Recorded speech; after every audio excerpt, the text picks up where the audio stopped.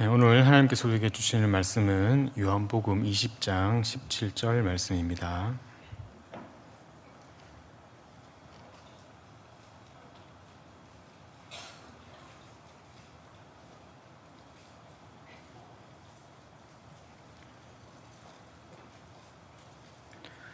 요한복음 20장 17절 한 절 말씀 다 같이 함께 합독하여서 하나님의 말씀을 받들어 읽겠습니다. 예수께서 이르시되 나를 붙들지 말라. 내가 아직 아버지께로 올라가지 아니하였노라. 너는 내 형제들에게 가서 이르되 내가 내 아버지 곧 너희 아버지 내 하나님 곧 너희 하나님께로 올라간다 하라 하시니. 아멘. 이충만 목사님께서 말씀 전해 주시겠습니다.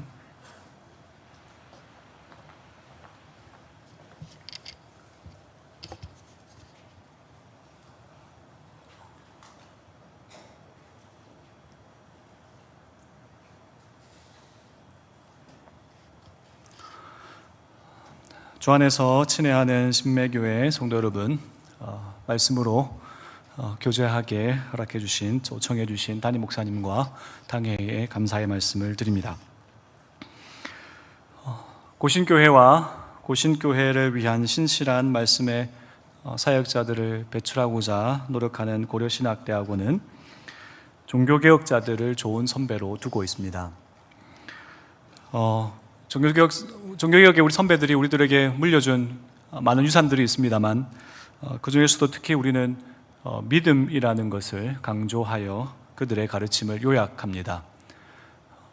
그런데 그들이 믿음이라는 단어를 아주 강조했음에도 불구하고 그 앞에 오직이라는 단어를 쓰기에는 조금 그리 많은 문헌에서 오직 믿음이라는 단어가 등장하지는 않습니다만, 그러나 그들이 우리에게 믿음이 얼마나 중요한지를 깨우쳐 주었기 때문에 우리 후배들은 오직이라는 단어까지 붙여서 우리가 그들에게 배운 귀한 가르침이 오직 믿음이다라고 정리를 합니다. 이들이 우리에게 일깨워준 이 믿음, 오직 믿음이 무엇일까라고 스스로 자문해 본다면 정의를 내리기가 그리 쉽지는 않습니다. 그러나 이 시간 아주 단순하게 이 믿음이 무엇이냐를 정의하자면 믿음은 우리 밖을 바라보는 시선이라고 하겠습니다. 믿음은 우리를 보는 것이 아니고 우리 밖을 바라보는 것입니다. 이때 우리 밖은 우리가 아닌 분, 주 예수 그리스도를 가리킵니다. 그러니 믿음은 나를 보는 것이 아니고 주 예수 그리스도를 바라보는 것이죠.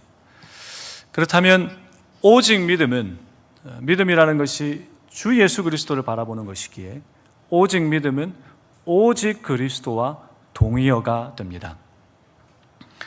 오늘 저는 여러분과 함께 바로 이것 오직 믿음을 행하고자 합니다. 그러니 오직 그리스도를 이 시간 바라보고자 합니다. 우리 자신이 아니라 예수 그리스도를 함께 바라보는 것입니다.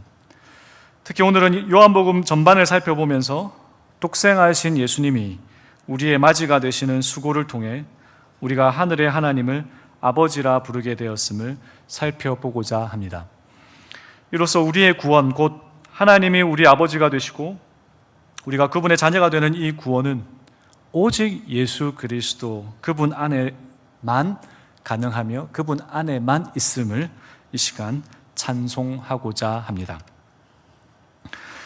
흥미롭게도 요한복음은 마태복음과 누가복음과는 조금 다르게 복음서를 시작하고 있습니다. 그 다른 점은 예수님의 탄생에 대한 기록이 요한복음에는 나오지 않는다는 것입니다. 우리가 크리스마스 시즌이 아직 한참 남았습니다만 크리스마스 시즌이 다가오면 동방박사 이야기도 해야 되고 요셉과 마리아 이야기도 해야 되고 베들레헴 이야기도 해야 되고 헤롯 왕 이야기도 해야 됩니다. 그런데 아주 흥미롭게 요한은 이 모든 이야기를 빠뜨리고 있습니다. 예수님이 그분의 육신의 부모인 요셉과 마리아 간에 정혼했다는 이야기도 요한은 빠뜨리고 있고 동방박사들도 나오지 않습니다. 누가복음의 목가적인 양치기들이 목자들이 서로 천사리 나타나는 장면 가운데서 아주 큰 기쁨을 누렸던 장면도 요한복음에는 나오지 않습니다. 그렇다고 그럼 요한복음이 예수님의 출신지가 어디며 그분의 아버지가 누구신지에 대하여 관심이 없었던 것은 또한 아닙니다. 요한복음은 전혀 다른 관점에서 그분의 출신지가 어디고 그분의 아버지가 누구신지를 요한복음 전체에서 대답을 하고 있습니다. 요한복음의 시작에서부터 그럽니다. 요한복음 1장은 1장 1절에서 18절이 요한복음의 서론이라고 할 수 있습니다. 그 요한복음 1장 1절에서 18절에 한마디로 요약하자면 예수님의 출생지를 하늘이라고 말해주고 있습니다. 마태와 누가는 족보에서 시작합니다. 특히 마태가 그렇습니다. 아브라함과 다윗의 자손 예수 그리스도의 계보라. 마태복음 1장 1절입니다. 그러면서 아브라함부터 시작해서 이 땅에 있었던 족보를 쭉 읽습니다. 땅이죠. 땅에 있던 자들로부터 시작합니다. 그러나 요한복음은 족보를 언급하지 않습니다. 땅에서 시작하지 않습니다. 요한복음 1장 1절에서 3절입니다. 태초에 말씀이 계시니라. 이 말씀이 하나님과 함께 계셨으니 이 말씀은 곧 하나님이시니라. 그가 태초에 하나님과 함께 계셨고 만물이 그로 말미암아 지은 바 되었으니 지은 것이 하나도 그가 없이는 된 것이 없느니라. 이 말씀은 우리가 잘 알다시피 주 예수 그리스도이십니다. 이 요한복음 1장 1절에서 3절은 그러면 장소라는 질문을 만약에 한다면 이 구절에 대하여 장소가 어디겠습니까?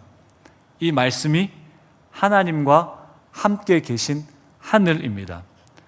그러니 마태와 누가는 마가도 마찬가지입니다만 요셉과 마리아를 통해 오신 예수님을 말씀해 주면서 땅에서부터 예수님의 출신지를 이야기하지만 요한은 그곳은 생략하고 예수님의 출신지가 원래 하늘이었음을 강조하고 있습니다.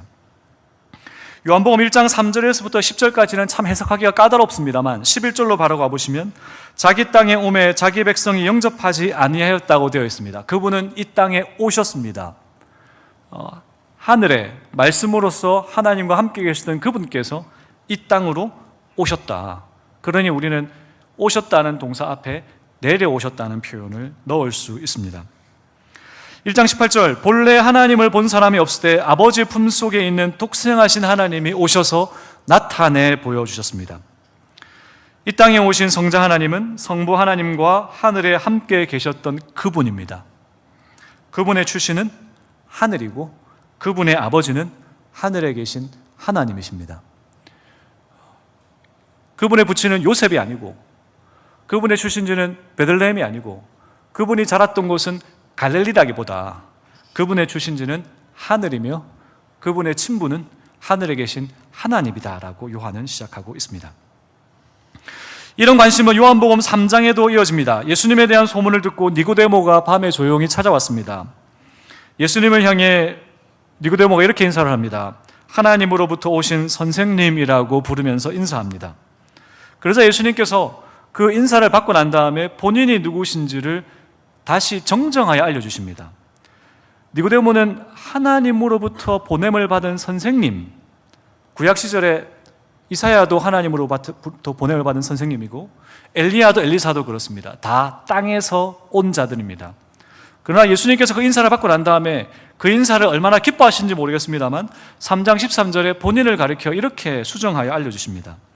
하늘에서 내려온 자, 곧 인자 외에는 하늘에 올라간 자가 없느니라. 아주 수수께끼 같은 말씀이시죠. 그러나 하나님으로부터 땅에서 오신 선생님이라는 인사를 받았을 때 예수님께서 나는 하늘로부터 왔다라고 알려주셨습니다. 예수님과 세례 요한이 비교되는 장면에도 이 땅과 하늘의 차이가 기록되어 있습니다.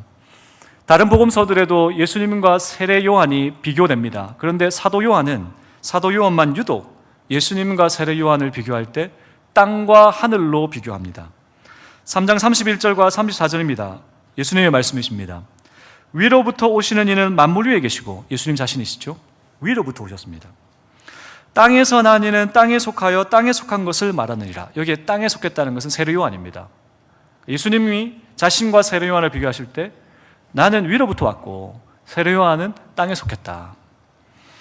하나님이 보내신 이는 하나님의 말씀을 하나니 이는 하나님이 성령을 한량없이 주신다라고 예수님은 말씀하셨습니다. 요한복음 6장은 아주 이 부분과 관련하여 흥미롭습니다. 요한복음 6장에 예수님께서 하신 수많은 기적들 중에 마태, 마가, 누가, 요한 모두가 기록하고 있는 하나의 기적이 기록되어 있습니다. 예수님이 많은 기적을 행하셨습니다만 그 많은 기적들 중에 마태만 전하고 있는 것이 있고 누가만 전하고 있는 게 있고 요한만 전하고 있는 게 있고 마가가 전하고 있는 게 있습니다. 그런데 이 기적은 마태도 마가도 누가도 요한도 모두 다 공통으로 딱 유일하게 전하는 기적입니다. 오병이어입니다. 그러니 오병이어 사건이 마태복음에 어디에 위치해 있고 마태복음이 오병이어 사건을 가지고 무엇을 말하려는지를 보면 마태라는 사람이 성령의 감동을 받아 예수님에 대하여 어떤 것을 강조하고 싶었는지를 알 수 있습니다. 그런데 요한은 요한복음 6장에 오병이어를 기록하면서 요한만 예수님께서 이런 말씀을 하셨다라고 기록하고 있습니다. 요한복음 6장 33절에서 35절입니다. 우리 한번 같이 한번 읽어보실까요? 시작.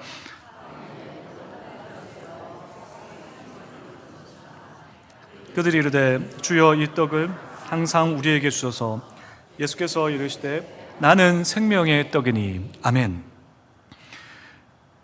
요한은 예수님이 이 말씀을 하셨다고 요한만 기록하고 있습니다. 근데 그 내용은 하나님의 떡은 예수님 자신이시죠. 하늘에서 내려온다. 요한이 계속 요한복음 1장에서부터 예수님은 그 출신지가 하늘이시라는 것을 오병이어 사건을 기록하면서도 이렇게 강조해주고 있습니다. 요한복음 7장에서부터 시작되는 기록에서도 동일합니다. 요한복음 7장에서부터는 십자가에 죽으시기 위해 이제 잡히십니다. 근데 잡히시기 전에 예루살렘 성전을 중심에 두고 유대인 지도자들과 언쟁을 벌이신, 설전을 벌이신 것이 여기저기 기록되어져 있습니다. 그런데 이 설전을 벌일 때 유대인들이 집요하게 묻습니다. 한두 번 묻지 않습니다. 계속하여 물었던 집요한 질문이 있습니다. 그게 예수님의 출신지와 그분의 친부에 대한 질문입니다. 6장 42절과 7장 27절 이르되 이는 요셉의 아들 예수가 아니냐, 그 부모를 우리가 아는데 자기가 지금 어찌하여 하늘에서 내려왔다고 하느냐. 예수님께서 계속해서 유대 지도자들에게 본인은 하늘에서부터 오셨다는 것을 강조했기 때문에 유대 지도자들이 예수님을 향하여 추궁하면서 너가 도대체 누구길래 하늘에서 내려왔다고 계속 말하느냐, 너는 베들레헴 출신이고 너의 부친이 요셉이란 걸 우리가 안다라고 추궁하였습니다. 그러나 예수님은 그러한 유대인 지도자들에게 끝까지 본인이 하늘 출신이시고 하늘의 하나님이 아버지이심을 굽히지 않고 그들 앞에서 주장하셨습니다. 요한복음 7장 33절입니다. 예수께서 이르시되 내가 너희와 함께 조금 더 있다가 나를 보내신 이에게로 나는 돌아가겠다. 그분의 출신지는 땅이 아니라 하늘이요, 그분의 친부는 하늘에 계신 아버지심을 계속하여 강조하셨습니다. 예수님은 모든 공생애를 마무리하시면서도 아주 분명하게 하늘로부터 오신 분이심을, 하늘의 아버지로부터 오신 분이심을 강조하셨습니다. 아주 흥미로운 것은 요한복음은 예수님의 사역이 십자가에서 끝나는 것으로 예고하지 않습니다. 요한은 십자가를 지나 부활하시고 승천하실 것을 바라보면서 요한복음 1장에서부터 적고 있습니다. 그러니 요한복음 16장 28절 예수님이 십자가에 못 박혀 죽으시기 전에 예수님이 하신 말씀입니다. 그분이 십자가에서 본인의 사역이 끝나지 않을 것을 말씀하셨습니다. 16장 28절입니다. 내가 아버지에게서 나와 세상에 왔고 다시 세상을 떠나 아버지께로 갈 것이다. 십자가가 끝이 아니라는 것을 예수님은 말씀하셨습니다. 그리고 부활절 아침입니다. 오늘 읽으신 본문 요한복음 20장 17절입니다. 부활절 아침에 마리아가 예수님을 붙잡으려 합니다. 그때 예수님께서 그분의 사역이 끝나지 않으셨기 때문에 그분의 사역을 끝내기 위하여 붙잡지 말라고 하신 대목입니다. 요한복음 20장 17절 예수께서 이르시되 나를 붙들지 말라. 내가 아직 아버지께로 올라가지 아니하였노라. 올라가야 한다는 말씀입니다. 너는 내 형제들에게 가서 이르되 내가 내 아버지 곧 너희 아버지, 내 하나님 곧 너희 하나님께로 올라간다 하라 하셨습니다. 이렇게 요한복음은 요한복음 1장에서부터 끝까지 예수님의 출신지와 그분의 친부가 누구신지를 다양한 말들을 통해서, 다양한 사건들을 통해서 강조해주고 있습니다. 예수님의 출신지는 베들레헴이 아닙니다. 그분의 성장기가 갈릴리지만 그분은 갈릴리에 속한 자가 아니었습니다. 그분의 출신지는 하늘이요, 그분의 친부는 하늘에 계신 하나님이십니다. 그렇다면 우리는 이제 질문을 할 수 있습니다. 왜 요한은 마태와 마가와 누가와는 조금 다르게, 왜 요한은 이렇게 예수님께서 하늘로부터 오신 분이며 그분의 아버지가 하늘에 계신 하나님이심을 강조한 것일까라는 질문을 할 수 있게 됩니다. 저는 개인적으로 이 질문이 요한복음을 제대로 누리고 요한복음의 어떤 특징을 제대로 파악할 수 있는 아주 중요한 질문이라고 생각합니다. 왜 요한은 마태와 누가와 마가와는 조금 다르게 예수님의 출신지가 하늘이시고 그분의 아버지가 하늘에 계신 하나님이심을 이렇게 요한복음 1장에서부터 끝까지 강조하고 있는 것일까요? 이 질문에 대한 대답은 예수님이 친히 하셨습니다. 요한복음 3장 13절입니다. 니고데모에게 하신 말씀으로 제가 읽어드린 말씀입니다만 같이 한번 읽어보시겠습니다. 시작.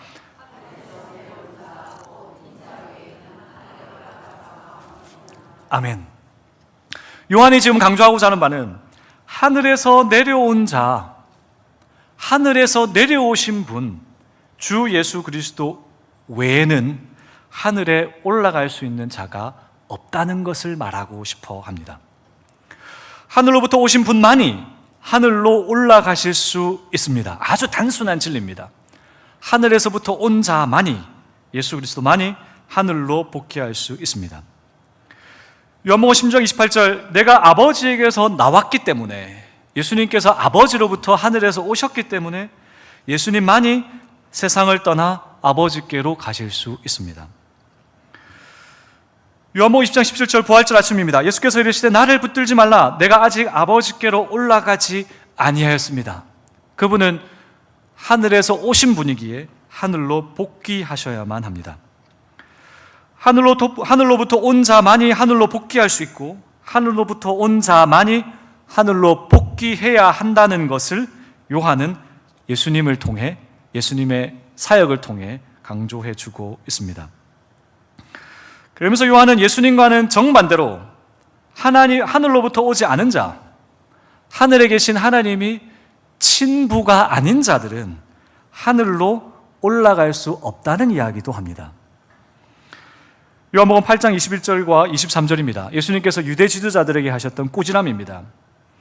내가 가리니 너희가 나를 찾다가 너희 죄 가운데서 죽겠고 내가 가는 곳에는 너희는 오지 못한다. 유대 지도자들은 올 수가 없습니다. 그 이유가 무엇이냐면 그 다음입니다. 23절입니다. 예수께서 이르시되 너희는 아래에서 났고 땅에서 났고 예수님은 위에서 났기에 너희는 이 세상에 속하였고 나는 하늘에 속하였기에 복귀 장소가 다르다는 말씀을 예수님이 하셨습니다. 남자 청년들이 군대를 갑니다. 그러면 100일 휴가가 요즘도 있는지 모르겠습니다만 100일 만에 휴가를 나옵니다. 요즘 며칠 나오는지 모르겠습니다만 한 2박 3일, 한 3박 4일 꿀 같은 휴가를 나옵니다. 그러면 뭐 해야 합니까? 복귀해야 합니다. 어디로 복귀해야 합니까? 전문 용어라 모르실 수 있겠습니다만 자대 복귀해야 됩니다. 왜 자대 복귀해야 됩니까? 나온 곳이 그 부대이기 때문입니다. 복귀 장소는 출신지에서 이미 결정됩니다. 그러면 이제 1년 8개월 정도, 1년 6개월입니까? 군 복무를 하고 나면 그 청년들은 어디로 복귀합니까? 집으로 복귀합니다. 이웃집으로 가면 안 됩니다. 본인의 집으로 복귀해야 됩니다. 왜 거기로 복귀합니까? 출신지가 나왔던 곳이 그곳이기 때문입니다. 복귀 장소는 출신지로 명확해집니다. 어디에서 나왔냐의 문제입니다. 요한은 예수님만 하늘이 출신지이기 때문에 원래 그분만 하늘로 복귀할 권한이 있다. 예수님 외에는 그 누구도 하늘의 하나님이 친부가 아니시고 그 누구도 하늘로부터 온 자들이 아니기 때문에 하늘에 복귀할 권한이 없다는 이야기를 해주고 있습니다. 그런데 여러분, 이 이야기가 요한이 우리에게 전해주고 있는 복음입니다. 요한 복음의 내용입니다. 1장부터 20장까지 쭉 살펴보았습니다. 이게 어떻게 복음입니까? 요한의 강조는 예수님만 하늘 출신이시고 그분만 하늘의 하나님의 친부이시기에 그분만 하늘로 복귀하실 수 있고 그분 외에 모든 자들은 하늘에서부터 온 자들이 아니기에 본래는 하늘이 복귀 장소가 아니다 라는 이 이야기가 어떻게 복음입니까? 원래 저와 여러분도 예수님 외에 다른 자들에 속하죠. 요한의 이야기는 저와 여러분을 포함시킵니다. 우리는 예외가 아닙니다. 우리 모두를 포함하여 예수님 외에는 친부가 하늘에 계신 하나님이 친부가 아니고 예수님 외에는 하늘로부터 내려온 자들이 아니기에 예수님 외에는 저와 여러분을 포함하여 예수님 외에는 하늘이 복귀 장소가 해당하는 자들이 아니다라는 이야기가 요한의 강조입니다. 이 강조가 저와 여러분에게 이 아침에 어떻게 복음이 됩니까?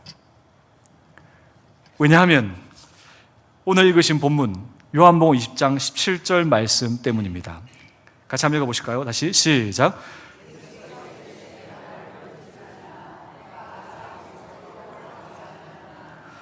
너는 내 형제들에게 가서 이르되 내가 내 아버지 곧 너희 아버지 내 하나님 곧 너희 하나님께로 올라간다 하라 하시니. 아멘. 예수님께서 지금 하늘로 올라가십니다. 요한복음은 누가복음과 조금 다르게 누가복음은 예수님의 부활과 예수님의 승천이라는 두 사건 사이에 40일이라는 역사적인 기간을 넣어놓고 있습니다. 그런데 요한은 예수님의 부활절 아침 그때부터 예수님이 조금씩 승천하고 계시는 것처럼 그리고 있습니다. 관점이 조금 다릅니다. 그런데 요한은 지금 무슨 이야기를 하고 있느냐? 예수님께서 승천하시면서 하신 말씀이 나는 하늘로 복귀해야 하는데 그 복귀하는 그 장소가 이제 나만을 위한 복귀 장소가 아니고 너희들을 위한 복귀 장소가 되었다는 말씀을 해주고 계십니다. 20장 17절 예수께서 이르시되 나를 붙들지 말라 내가 아직 아버지께로 올라가지 아니하였노라.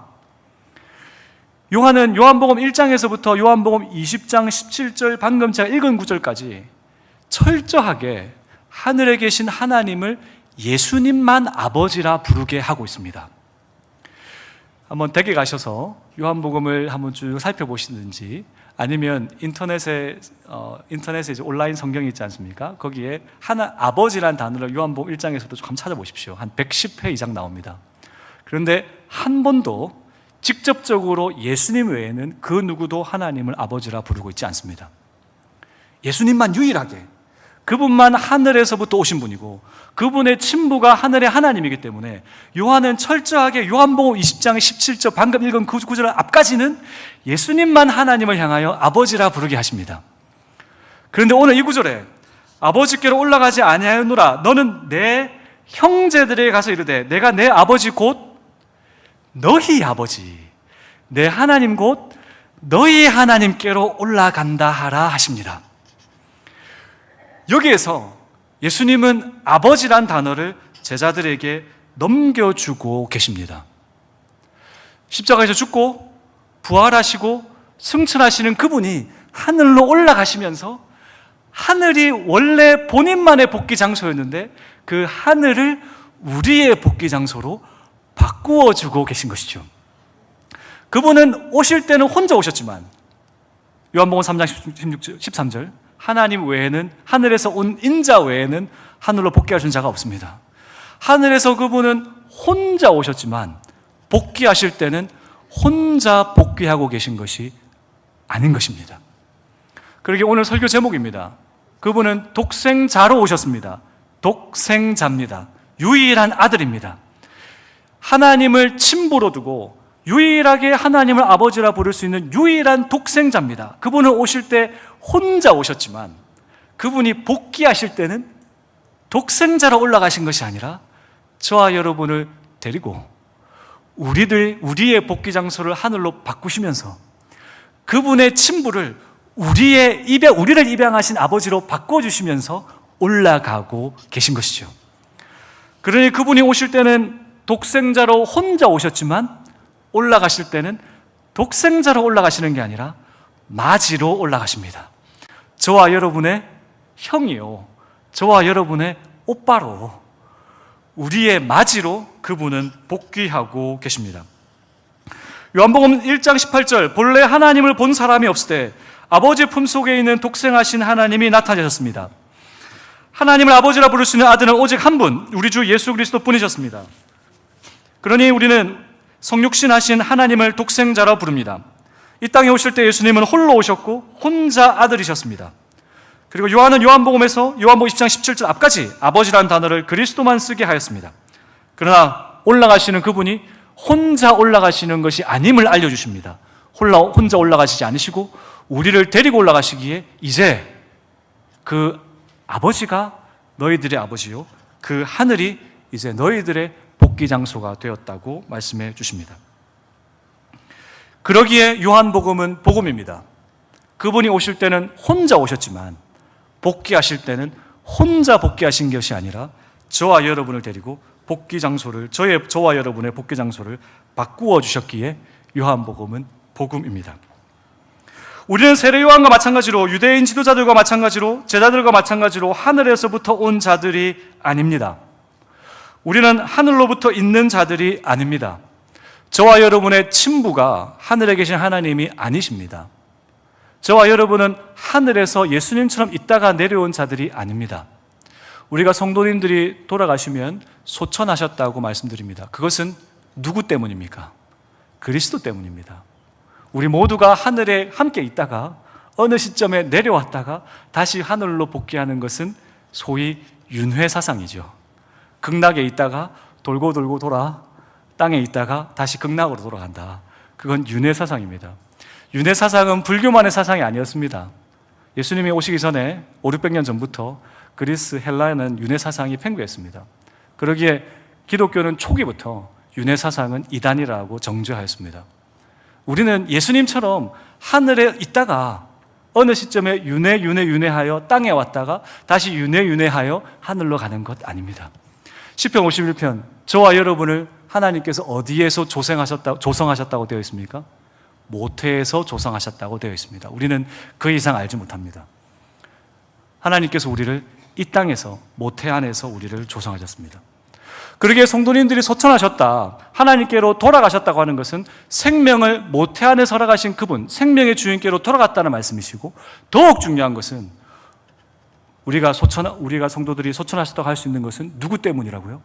예수님 때문입니다. 창세기 3장 19절입니다. 내가 흙에서 취함을 입었습니다. 너는 흙이니 흙으로 돌아갈 것이니라. 하나님께서 아담이 타락한 후에 주신 저주입니다. 아담의 모든 후손들은 흙에서 취하여 흙으로 돌아가야 합니다. 이것을 신약 성경으로 바꾸자면 모두 다 죄로부터 태어났기에, 우리 모두 죄로부터 태어났기에 죄의 영원한 형벌로 돌아가야 합니다. 원래 저와 여러분의 복귀 장소는 하늘이 아닙니다. 창세기 3장 19절 이후로 저와 여러분의 원래 복귀 장소는 죄의 값입니다. 죄인에서 태어나서 죄인으로 살다가 예수 그리스도 없이는 죄에 대한 영원한 형벌, 그 형벌의 장소가 저와 여러분의 복귀 장소였습니다. 그러나 주 예수 그리스도께서, 하나님께서 우리의 복귀 장소를 바꾸어 주고 싶으셨습니다. 저와 여러분의 복귀 장소를 하늘로 바꾸시기 위하여 그분께서 오실 때는 혼자 오셨지만, 독생자로 오셨지만, 올라가실 때는 우리를 형제와 누이로 삼으셔서 맞이로 우리를 데리고 올라가 주신 것입니다. 그러니 저와 여러분은 이미 하늘에 앉힌 자입니다. 이런 이야기를 하면 어폐가 있겠습니다만, 전도 집회를 하거나 수련회를 가면 구원의 확신을 주기 위해 이렇게 에피소드를 하나 만듭니다. 우화를 만들죠. 천국문에 앞에 가니까 천사가 있는데 묻습니다. 너는 어째서 여기 왔냐? 그러면 우리가 할 대답은 하나뿐입니다. 독생자로 오셨던 그분께서 우리를 데리고 이미 올라가 주셨다. 이 모든 복음을 바울은 다음과 같이 요약하였습니다. 에베소서 2장 1절과 4절에서 6절입니다. 에베소서 2장 1절을 제가 먼저 읽겠습니다. 그는 허물과 죄로 죽었던 너희를 살리셨도다. 이 편지를 받는 에베소 성도들 아무도 생물학적으로, 의학적으로 죽은 자 없습니다. 다 숨쉬고 살고 있습니다. 그런데 그들에게 너희가 허물과 죄로 죽었었다. 무슨 말입니까? 너희는 모두 그리스도 밖에 있을 때는 허물과 죄로 인하여 죽었었기 때문에 너희들의 원래 복귀 장소가 허물과 죄에 대한 영원한 형벌이었다는 이야기죠. 그런데 하나님이 살리셨습니다. 복귀 장소를 바꾸셨습니다. 4절에서 6절입니다. 같이 한번 읽어보실까요? 시작. 긍휼에 풍성하신 하나님이 허물로 죽은 우리를 그리스도와 함께 살리셨고 너희는 은혜로 구원을 받은 것이라. 또 함께 일으키사 그리스도 예수 안에서 하늘에 함께 앉히시니. 아멘. 긍휼이 풍성하신 하나님이 우리를 사랑하신 그 큰 사랑을 인하여 허물로 죽은 우리를 그리스도와 함께 살리셨다. 살리실 것이다가 아니고 살리셨답니다. 어떤 사건일까요? 부활입니다. 그리스도가 부활하실 때 에베소 성도들 그 무덤에 아무도 없었습니다. 그리스도가 부활하실 때 에베소 교회 성도들 그리스도 믿지 않았습니다. 그런데 바울이 하는 이야기가 아주 신비로운 이야기입니다. 그리스도가 부활하실 때 너희들도 죄에 대하여 죽이시고 하나님을 향하여 살리셨다. 더 신비로운 이야기는 그 다음입니다. 이는 너희가 죽었고 너희 생명이 그리스도와 함께 하나님 안에 또 함께 일으키사 그리스도 예수 안에서 함께 하늘에 앉히셨다. 어떤 사건입니까? 승천입니다.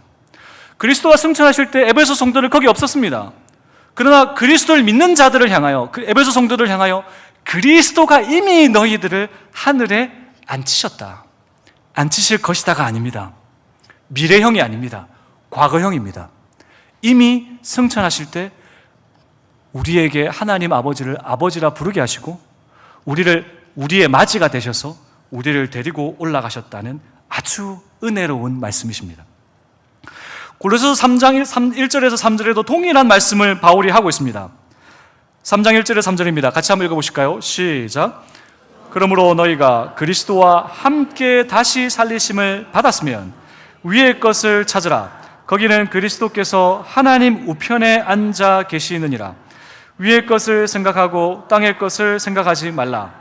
이는 너희가 죽었고 너희 생명이 그리스도와 함께 하나님 안에 감추어졌습니다. 아멘. 3장 1절에 너희가 그리스도와 함께 다시 살리심을 받았습니다. 또 부활을 이야기합니다. 부활할 때 그리스도만 부활한 게 아니고 너희도 부활했다. 에베소 교회 성도들뿐만 아니라 골로새 교회 성도들에게도 동일한 말을 하고 있습니다. 그러면서 3장 3절, 이미 너희가 죽었다가 다시 살아났는데 너희 생명이, 너희의 존재가 그리스도와 함께 하나님 안에 감추어져 있습니다. 우리가 지금 하나님 안에 감추어져 있습니다. 그런데 단서가 있습니다. 다시 3장 3절을 다시 한번 보여주시면, 단서가 그리스도 안에, 하나님 안에 감추어져 있습니다. 그러면 그리스도가 어디 있는지를 봐야 됩니다. 3장 1절에 그리스도가 어디 계십니까? 하나님 우편에 계십니다. 바울은 지금 골로새서에서도 에베소서에서도 그 성도들을 향하여 육신은 비록 에베소에 있고 육신은 비록 골로새에 있지만 무엇을 이야기하고 있습니까? 그리스도와 함께 너희들은 이미 하늘에 있다. 주 안에서 친애하는 성도 여러분, 믿음은 말씀을 전하기 시작하면서 믿음은 우리 박, 곧 주 예수 그리스도를 보는 것이라 했습니다. 믿음은 그리스도를 꽉 붙잡는 것입니다.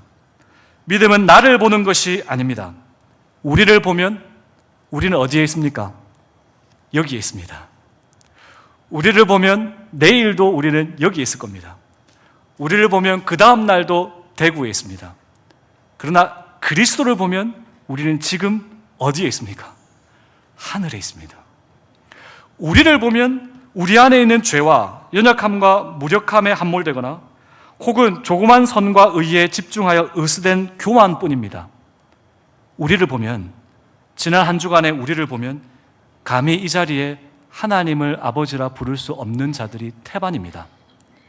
우리를 보면 우리가 과연 그 하나의 우화처럼 천사가 천국 문 앞에서 너 여기 왜 왔냐 그러면 할 대답이 없을 것이 뻔한 것이 우리입니다. 그건 우리가 우리를 볼 때입니다. 그러나 믿음은 우리를 보는 것이 아닙니다. 믿음은 그리스도를 보는 것입니다. 그 그리스도를 보면서 그분과 함께 내가 죽었다가 살았고 그분과 함께 내가 이미 하늘에 앉혔다는 것을 보는 것, 그것이 믿음입니다. 사랑하는 성도 여러분, 믿음을 강화하시기를 바랍니다. 우리 자신을 보지 마시고 이 시간 주 예수 그리스도를 보십시오. 여러분을 보지 마시고 여러분을 봄으로 나는 여전히 여기에 있다라고 한탄하지 마시고, 여러분 자신을 보면서 여러분이 가지고 있는 죄와 허물과 연약함을 보지 마시고, 믿음은 고개를 들어 그리스도를 보는 것입니다. 그리스도를 보시면서 지금 나는 그분과 함께 하늘에 있음을 여러분을 보아 믿지 마시고 그리스도를 보아 믿으시기를 바랍니다. 하여 담대하시기를 바랍니다.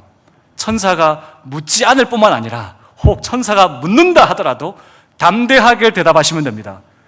독생자이신 그리스도가 맞이가 되시면서 그분이 승천하실 때 나를 이미 하늘에 앉혀주셨다.